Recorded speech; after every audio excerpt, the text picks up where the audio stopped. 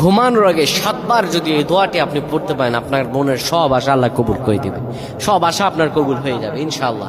এটি আপনি আপনার পরিবার মানুষকে শেয়ার করবেন।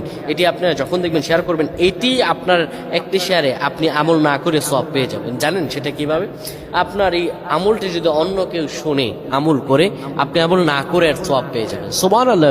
কত সুন্দর ইসলাম, সুন্দর। আপনি আমল মানুষের কাছে ছড়িয়ে দিবেন, মানুষের কাছে আমলগুলো শেয়ার করবেন, আল্লাহ তাআলা আপনাকে ফজিলত দান করে দেবে। প্রিয় ভাইরা আমার, অনেকে মনের মধ্যে অনেক আশা, অনেক ব্যথা, অনেক চিন্তা, অনেক চেতনা, কি করব? আপনি আল্লাহ আপনার শব্দ কবুল করে নেবেন। প্রিয় ভাইরা আমার, ঘুমানোর আগে যদি কোনো ব্যক্তি পড়তে পারে,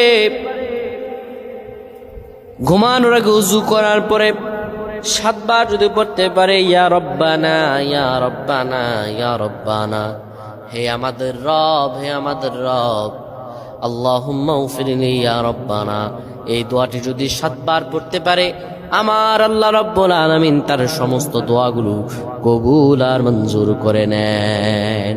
সুবহানাল্লাহ।